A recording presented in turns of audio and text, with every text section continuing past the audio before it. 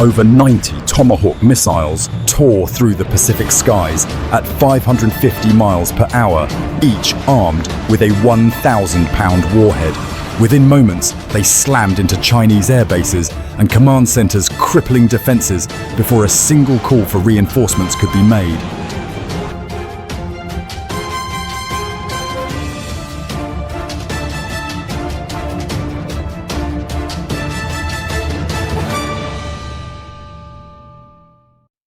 April 3rd, 2025.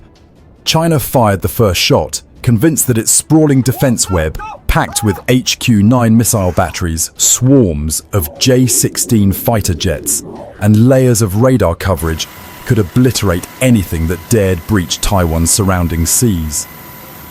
What Beijing failed to grasp was that its chosen target was the USS Gerald R. Ford Carrier Strike Group, an American Leviathan at sea, a mobile nuclear fortress producing over 300 megawatts of power and orchestrating a network of stealth aircraft precision interceptors and advanced phased array detection systems.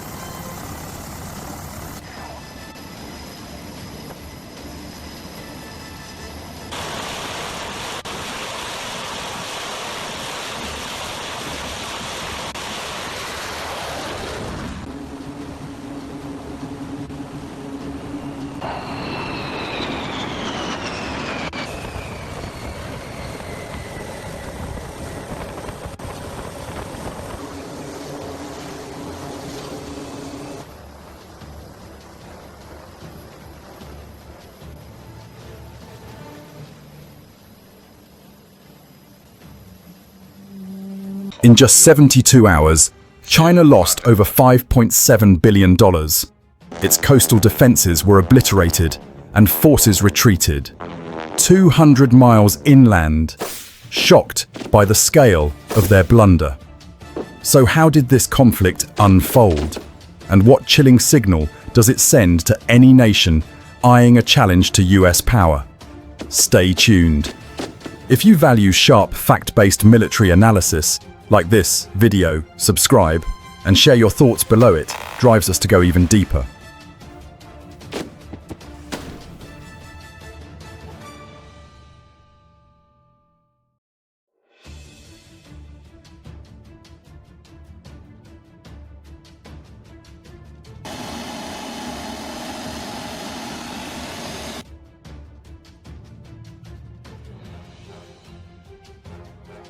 At 6:45 a.m. on April the 3rd, 2025, Chinese radars lit up.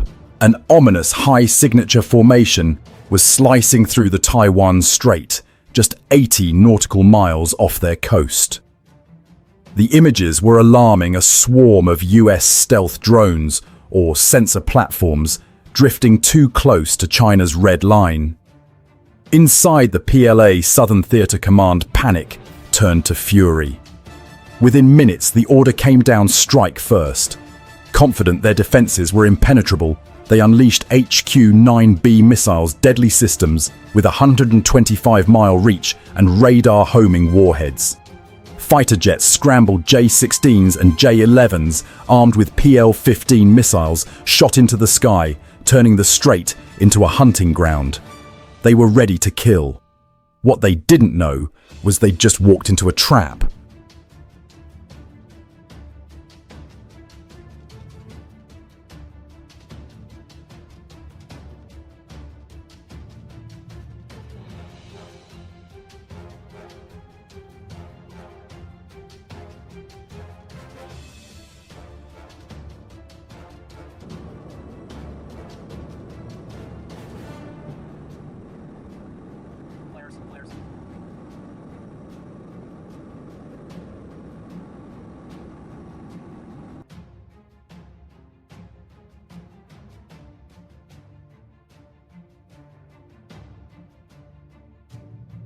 At the same time, near Xiamen and Shantou, Type 730 CIWS turrets whirled into action, spitting 4 200 rounds per minute.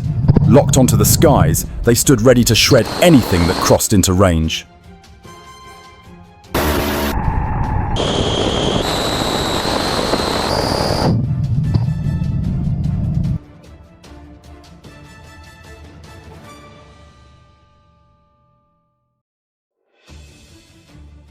By 6:52 a.m., the sky erupted, dozens of Chinese missiles launched in unison, streaking toward radar contacts they believed were vulnerable drones or sensor nodes.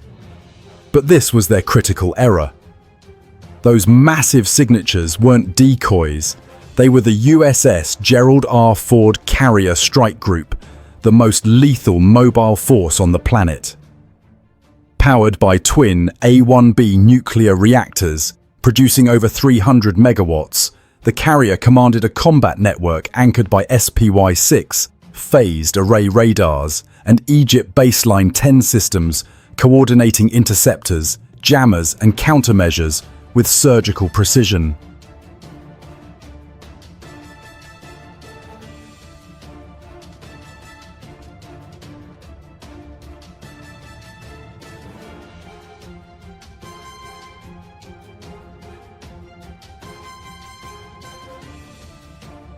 By choosing to strike without warning or diplomatic engagement, China didn't just act in defense. They unknowingly ignited a direct high-tech showdown with the full force of the US Navy, and within moments, they would discover what it means to underestimate a military that had spent decades preparing for this exact kind of conflict. Sounds unbelievable. Stay with us, because what happened next showed exactly why American carrier groups command fear across every sea.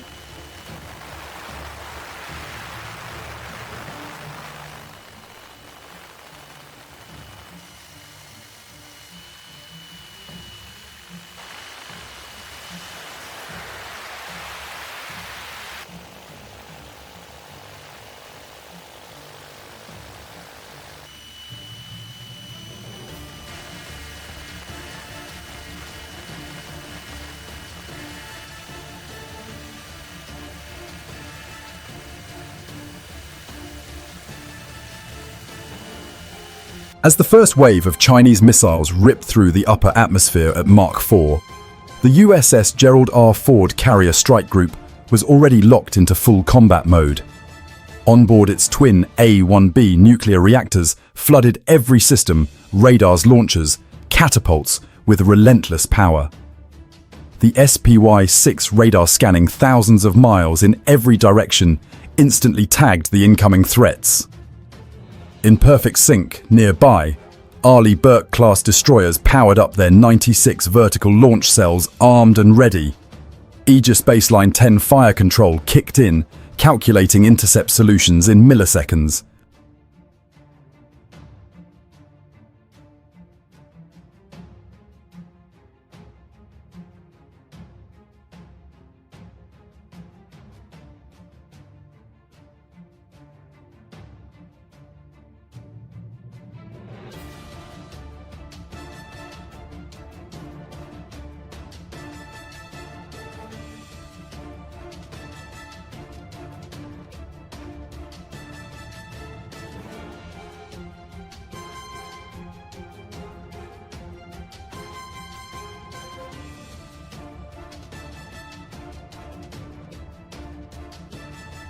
The first line of defense erupted. SM-6 interceptors surged skyward at Mach 3.5, targeting Chinese HQ-9s over 230 miles out. Closer in Rim 162 ESSMs launched at Mach 4, hitting anything that slipped through. Inside that Rim 116 missiles weaved through the sky, guided by RF and infrared, wiping out strays. At the core, Phalanx CIWS unleashed 4,500 uranium rounds per minute, shredding anything left.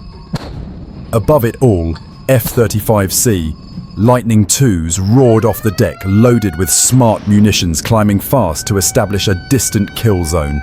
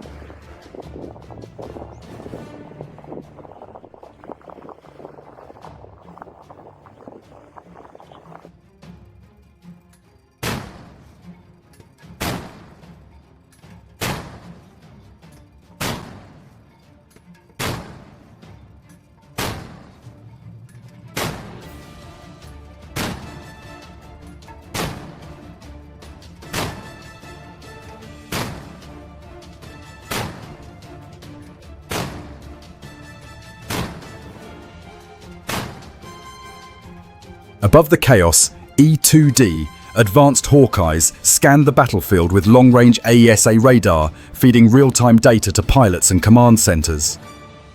Despite the intensity of China's barrage, most missiles were destroyed mid-air or thrown off course by America's layered defense web. A handful exploded close enough to rattle the Ford's flight deck, shaking parked jets and crew, but no real damage was done. Within minutes, the strike group reformed under a dome of steel sensors and electronic warfare. What China thought would be a swift show of dominance had instead collided with the most sophisticated naval defense system ever created, an integrated machine of space-based tracking stealth aircraft destroyers and close-in guns working as one. And for Beijing, the real nightmare was just beginning.